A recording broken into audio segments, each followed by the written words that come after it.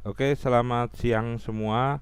Hari ini kita masuk di praktikum MPPL, Manajemen Proyek Perangkat Lunak, pertemuan 3.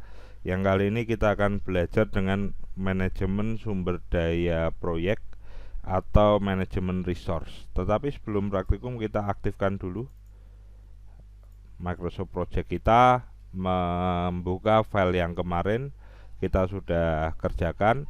Passwordnya seperti biasa punya saya adalah 1 sampai 9 ya. 1 2 3 4 5 6 7 8. Kalau punya Anda ya mengikuti punya Anda.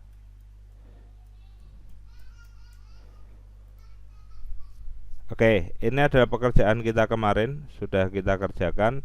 Kemudian kita masuk di manajemen sumber daya dengan klik tombol di pojok ini Gantt chart, tapi kliknya adalah yang panahnya. Terus Anda klik yang resource sheet.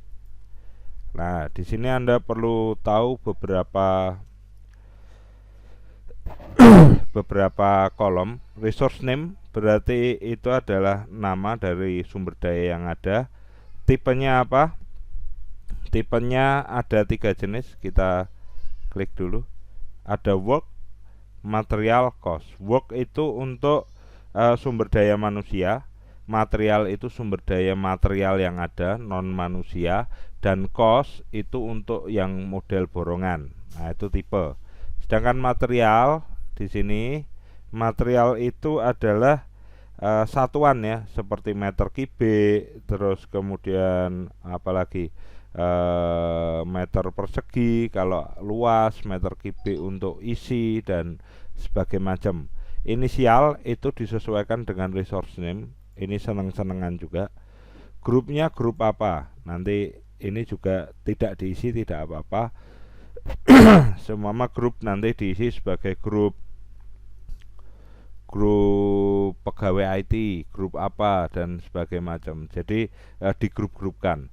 Max ini adalah jumlah dari resource yang ada. Kalau memang hanya satu orang ya 100%, kalau 2 orang 200% dan sebagainya.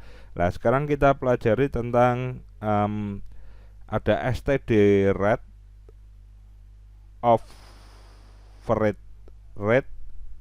overtime rate ya. Terus kemudian ada cost per use ya. Cost per use.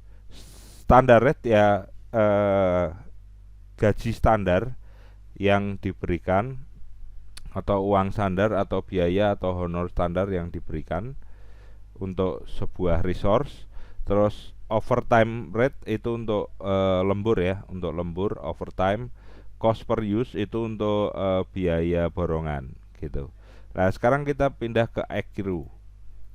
Accrue add itu ada start, prorate, end. Start itu dia dibayar sebelum bekerja, jadi sudah dibayar dulu baru bekerja. Prorate itu dibayar sesuai dengan percentage atau presentasi. Sedangkan end itu dibayar setelah pekerjaan selesai gitu. Itu berefek pada ini base-nya. Base kerjaannya adalah 24 hours atau apa, borongan, night shift atau shift malam saja, atau standar. Standar itu berarti Senin sampai Jumat jam 8 sampai 17. Kode itu disesuaikan dengan kebutuhan ya. Kode untuk memudahkan pembacaan mungkin ya. Oke, sebelum kita mulai, mungkin kalau instalasi baru Anda mata uangnya itu masih dolar ya. Lah, bagaimana cara mengubah mata uang dolar ini menjadi rupiah? Kita klik file, option, terus kemudian pilih display. Nah, di simbol ini Anda bisa ubah Rp, terus bagaimana penulisannya, bagaimana di belakang koma ada berapa, currency-nya Anda ubah, jangan lupa itu ke IDR ya, IDR, Indonesian rupiah. Nah, seperti itu. Kalau sudah di oke, berarti di sini nanti akan menjadi rupiah. Standarnya adalah per hour ya, per hour, per jam ya, per jam. Beda dengan cost per use ya, langsung berapa rupiah itu uangnya, seperti itu. Nah, sekarang kita isikan resource sheet-nya mulai dari resource name. Seumpama saya membutuhkan manajer proyek, terus kemudian tentu saja ada programmer,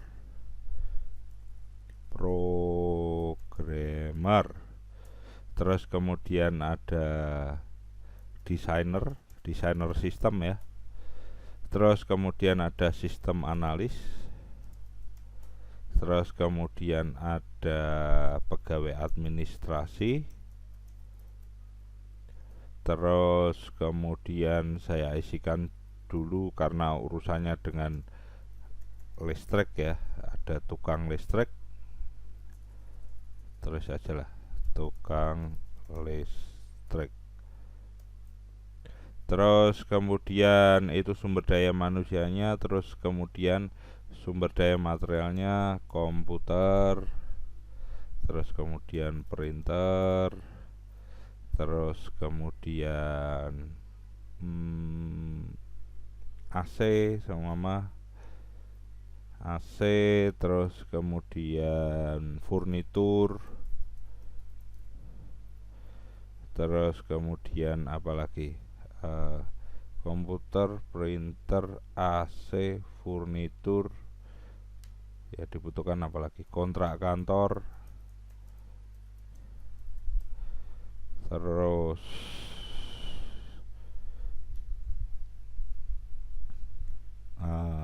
printer, AC, furnitur sudah.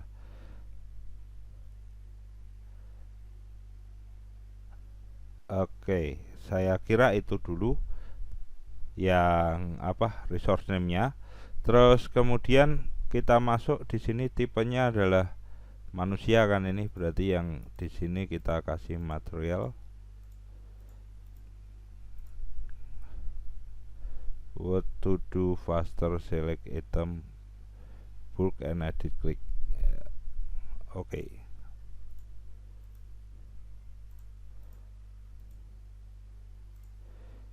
Material, terus kemudian di sini adalah inisial, bisa diedit seumpama MP, terus proc seumpama DSN, SA, ADM ya. Bisa di double klik, bisa langsung seperti ini.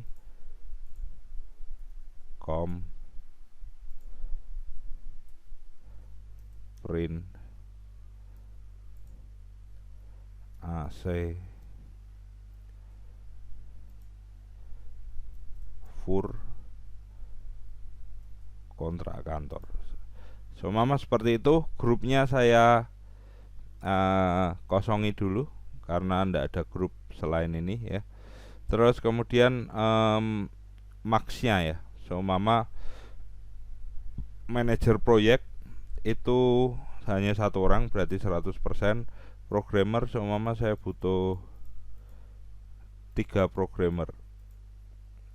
Terus kemudian desainernya 1, sistem analis 1, administrasi mungkin 2, terus tukang listrik 1. Oke. Terus kemudian standar rate-nya adalah per jamnya, gaji per jamnya. Sama manajer proyek saya beri 10.000, programmer 8.000, desainer 7.000. Terus ini bisa diperbesar ya.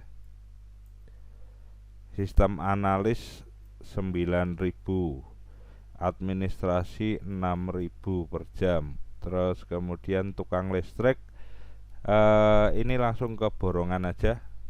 Seumpama sekali datang 150.000 rupiah. Jadi sekali datang ya kebutuhannya. Terus kemudian di sini bisa dikasih N ya. Setelah selesai kerja bayarannya 150.000. Base nya mungkin bisa 24 hours. Oke. Terus kemudian berikutnya kita akan isi juga yang material-material kita.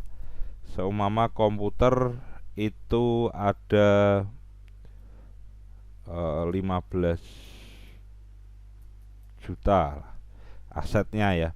Printer 5 juta. Terus kemudian AC, oh ini masih 50.000.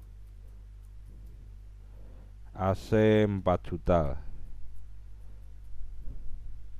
Terus furnitur ya nggak aja, meja kursi saja. Terus kemudian kontrak kantor seumpama 10 juta. Ya, sudah. Terus kemudian di sini bukan proret ya, karena harus dibayar dulu semua. Berarti start ya. Ini start, furnitur start, kontrak itu kan biasanya start ya. Artinya dibayar dulu baru bisa kita menempati. Nah, ini kita sudah selesai memberikan resource sheet atau sumber daya yang akan kita gunakan di dalam suatu project. Kemudian setelah kita membuat resource sheet kita akan menugaskan resource kita untuk Gantt chart yang sudah kita buat sebelumnya. Jadi di sini kita akan klik lagi. Tadi kan dari resource sheet kita akan klik lagi Gantt chart-nya. Nah, di sini kita akan edit ya. Jadi setiap tahap ini saja itu uangnya berapa dan juga siapa saja yang bekerja di setiap step ini. Contohnya kita klik di sini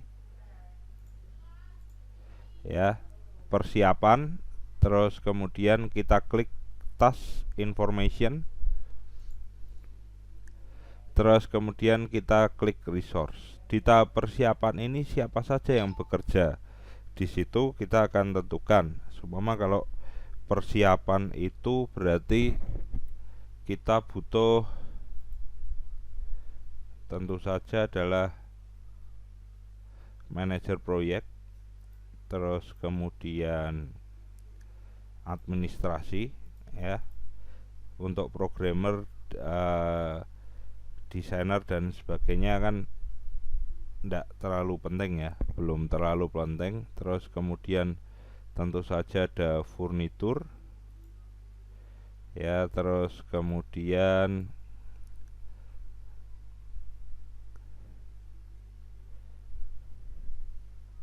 furnitur dan AC mungkin ya. Ini kalau sudah kita oke, terus kemudian perancangan. Untuk perancangan sudah mulai cukup banyak orang yang bekerja di situ. Perancangan resource-nya siapa saja, tentu saja di sini hampir semua masuk ya. Manajer proyek, terus kemudian ada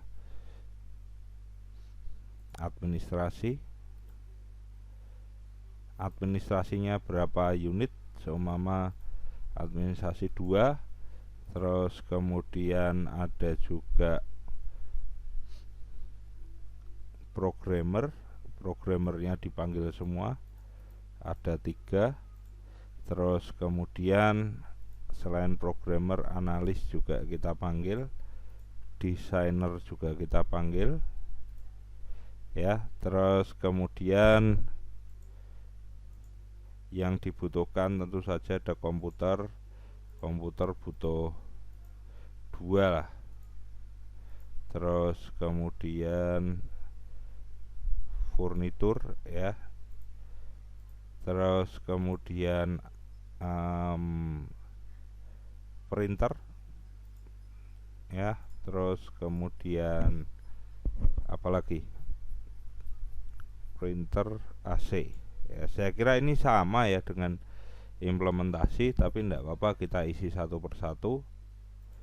Kita oke. Terus kemudian di sini kita beri juga resource-nya. Implementasi mungkin manajer proyek juga harus hadir, programmer ya, penting sekali. Programmer mana? Programmer, terus kemudian ada juga programmer, sistem analis.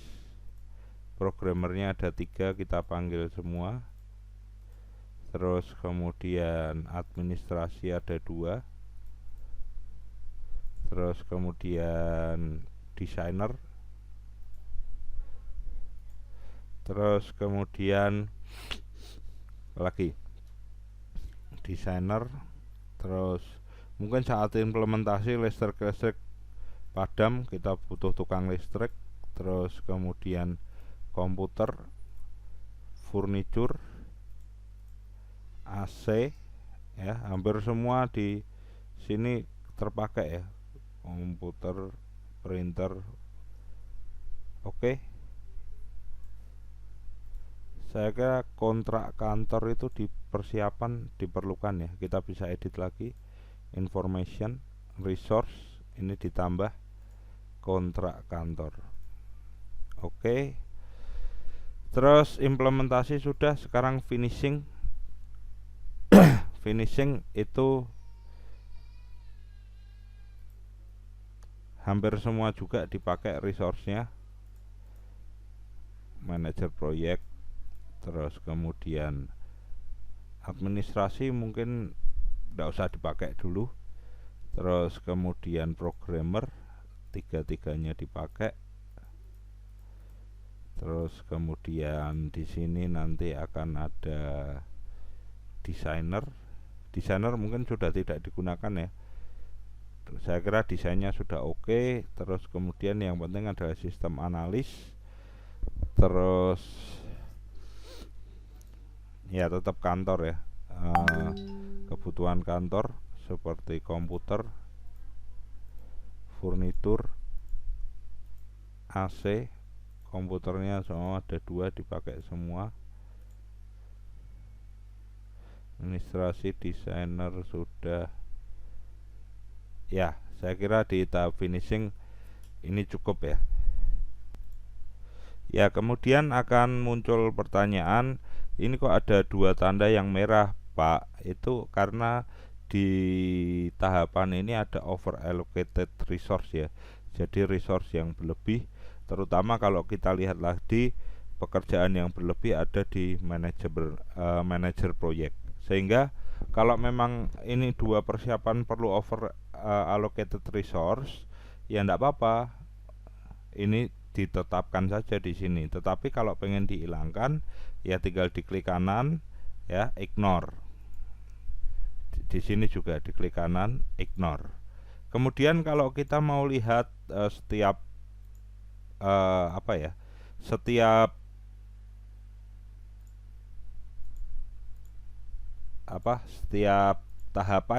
setiap tahapannya itu berapa uang yang harus dikeluarkan, kita bisa klik di satu baris ini, kemudian kita klik resource, terus kemudian assign resource. Nah, di tahap pertama ini ada berapa juta yang perlu dikeluarkan, perlu tinggal ditambahkan saja. Terus seumpama di perancangan ini keluar berapa, nah ini perancangan cukup banyak yang perlu dikeluarkan ya. Terus kemudian implementasi sistem, apa yang perlu dikeluarkan, ini bisa kelihatan ya. Terus kemudian finishing, berapa yang perlu dikeluarkan, kita klik assign resource lagi. Nah, ini yang perlu dikeluarkan. Kemudian berapa pemakaian dari sumber daya yang ada di dalam project ini, kita bisa klik di menu task, Gantt chart-nya diklik, terus kemudian panah Gantt chart ya, ke resource usage. Nah, seperti ini. Contoh di sini manajer proyek, ini unassigned itu karena kan saya tidak memberikan resource untuk semua tahapan ya, karena ada 20 tahapan lebih kan di Gantt chart itu. Nah, seumpama manajer proyek itu bekerja berapa jam ya dalam seminggu, dalam seharinya itu kelihatan di sini. Terus kemudian nanti programmer itu berapa jam kerjanya, ini juga kelihatan. Dan bekerja di mana saja, perancangan, persiapan, implementasi, finishing, ini juga sama. Desainer ya kerjanya bagaimana, ini juga sama. Jadi itu yang kita pelajari hari ini tentang manajemen sumber daya proyek atau manajemen resource dari suatu proyek. Kita akan ketemu di pertemuan yang akan datang, tetapi jangan lupa ini juga dibuat ya, karena berkelanjutan. Jangan nanti tiba-tiba saya meminta hasil progres pekerjaan Anda tidak punya, seperti itu ya. Jadi setiap praktikum itu Anda kerjakan sesuai dengan apa yang apa yang saya ajarkan. Oke, itu saja yang saya akan sampaikan. Selamat siang, semoga semua sehat selalu.